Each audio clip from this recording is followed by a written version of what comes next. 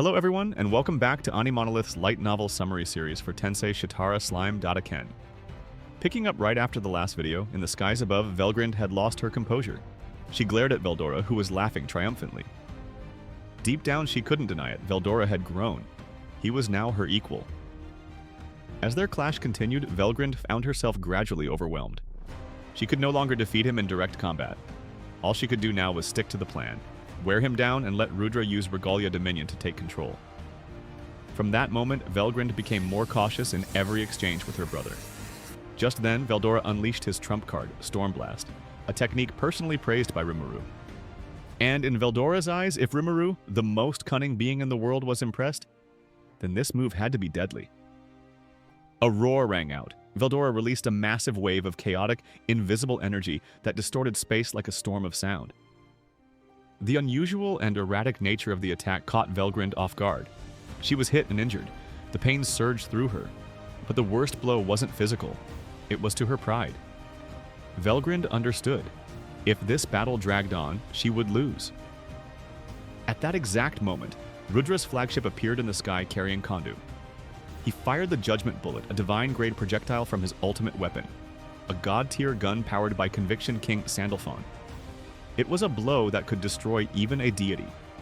Kondu could only fire it once a day, and it was powerful enough to erase even Velgrynd's alternate body, so Veldora wouldn't stand a chance. "Sister, you really brought in a third party to play with me?" Veldora had been careless, thinking victory was within reach. He couldn't believe his sister had abandoned her pride to execute such a cold and calculated ambush. "I'm screwed, Rimuru." Even so, he wasn't panicking. He still had the soul corridor connecting him to Rimuru. As long as Rimuru lived, he could be revived. But just as he reached out mentally to contact his best friend, his eyes fell upon a man on the other side of the airship. Masayuki? No, wait, that's someone else. It was Emperor Rudra. A terrifying, oppressive force began pouring from him, a mental pressure that gripped Veldora's very soul. That was when Veldora knew. He was in real trouble. The Judgment Bullet had critically wounded him, leaving him vulnerable. Now Rudra's will was invading his mind. Veldora realized that if things continued like this, Rudra's influence would travel through the soul corridor and even affect Rimuru. No, I can't let that happen. Even if he lost, even if he disappeared, he refused to drag Rimuru down with him. And so, in an act of will, Veldora made a final decision. "This is fine. I'll leave the rest to you, Rimuru." With those words, Veldora severed the soul corridor, and his consciousness sank into darkness. Let's rewind to the moment just before Rimuru launched his infiltration of the imperial capital. At the border of Dwargon, King Gazelle Dwargo and his troops were staring in awe and horror at the terrifying aftermath of gravity collapse, the catastrophic magic wielded by Velgrynd that had wiped out 60,000 soldiers from Yuki's mixed corps. Although trying to stay calm, but Gazelle's heart was in turmoil.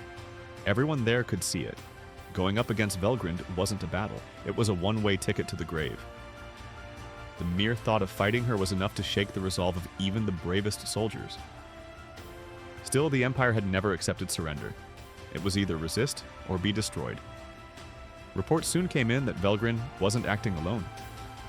Behind her stood an elite squad, performing some kind of ritual, apparently powered by the mass sacrifice of the 60,000 fallen troops. The ritual was taking place beside a blood-red pillar of energy created by gravity collapse, distorting the very space around it. Even from afar, the scene was spine-chilling. Gazelle couldn't be sure what the Empire was trying to summon, but he knew it wouldn't be good. Just as he and his comrades prepared to launch a desperate assault, Vesta delivered a critical message. Rimuru was sending reinforcements. Moments later, the space around them twisted, and Tempest's elite forces began to appear, one after another. Hope had arrived. Gabiru arrived with 100 Hiryu warriors and 300 Kurenai fighters led by Gobua, a total of 400 elite troops, all at least A rank, easily comparable to Gazelle's Pegasus Knights. But that wasn't all. A massive figure loomed behind them, the Demon Colossus, the guardian golem from the 60th floor of the labyrinth. Though nothing compared to a true dragon, its towering presence brought a sense of reassurance to the surrounding troops. Gabiru, along with the three Primordials, Testarossa, Carrera, and Ultima, approached Gazelle. They were joined by Gobua and Hakuru. Skipping formalities, Testarossa relayed the plan from Rimuru. Her team would engage Velgrynd, while Gazelle's side would work to disrupt the sacrificial ritual happening behind enemy lines. Gazelle agreed without hesitation, but raised the key question. Could the Primordials actually defeat Velgrynd?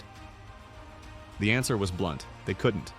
Apart from Guy, no demon lord, primordial or not, could hope to stand toe-to-toe with a true dragon.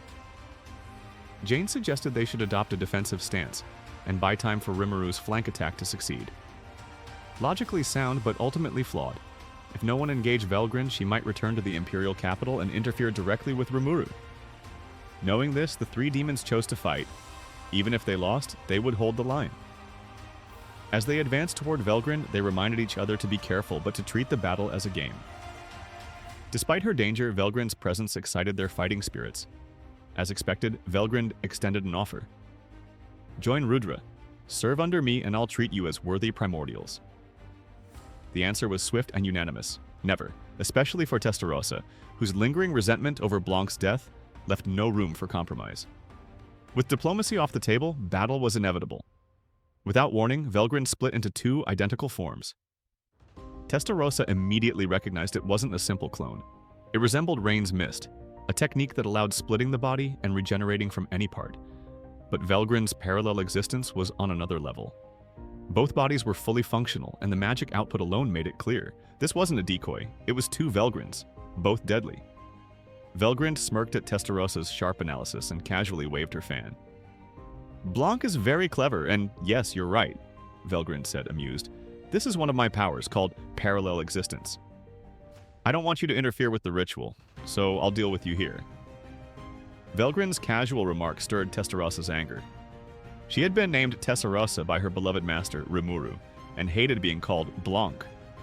Without hesitation, she conjured a blazing whip, using her unique material creation magic. The whip twisted like a serpent and lashed out toward Velgrynd. So it's true.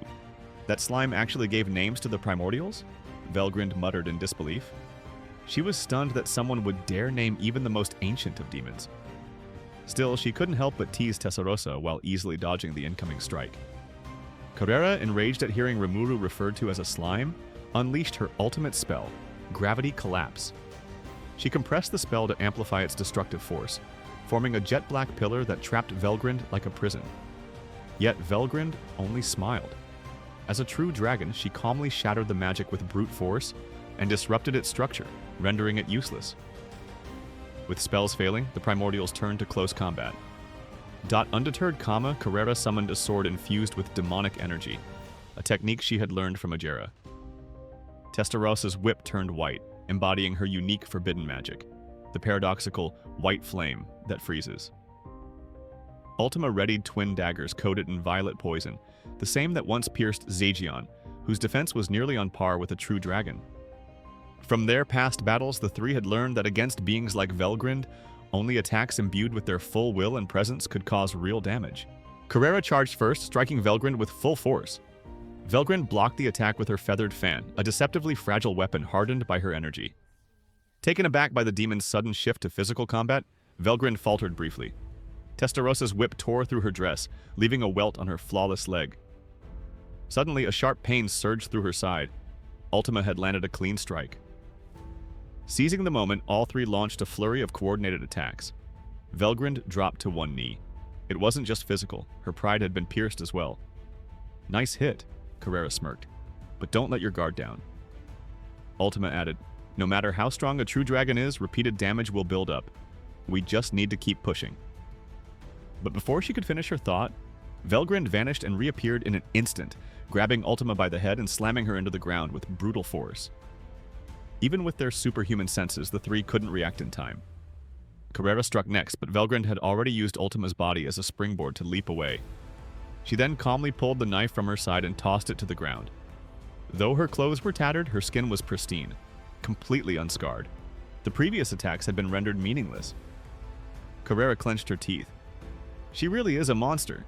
Velgrynd smirked but offered a rare compliment. You three are stronger than I expected. Being named and incarnated into physical bodies really changed you. If you ever chose to fight alongside me, we could easily defeat Velzard. Despite her confident exterior, Velgrynd had underestimated them. The truth was clear, their coordinated assault had forced her to release and recreate one of her parallel existences. a skill that allowed her to fight across multiple bodies. While deadly, this ability came with limitations. Each clone cost 10% of her total magicules to maintain. She could create up to 10, but that would deplete her energy and cripple her combat potential. Ideally, she maintained 3 to 4, distributing her remaining mana among them. Furthermore, any damage to a clone would reduce the magicules returned upon dispelling it. Their recent attack had cost her 5%, while Carrera's full-powered gravity collapse hadn't even cost her 1%, a testament to the sheer volume of energy a true dragon wielded. Even with her godlike power, Velgrynd knew she wasn't invincible. Sustained damage could bring her down. That's why, despite her bluff, she offered to recruit the trio again, but betrayal was never an option. Betray Rimuru-sama? What a joke, Testarossa snapped. We demons don't break contracts, not even in death, said Ultima coldly. Carrera added with a grin, You really thought that would work on us?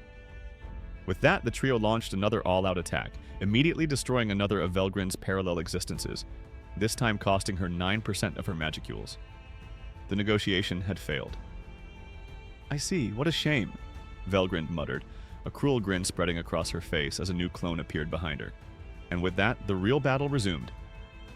And that's where today's video ends. Thanks for watching, and we'll see you in the next AniMonolith recap.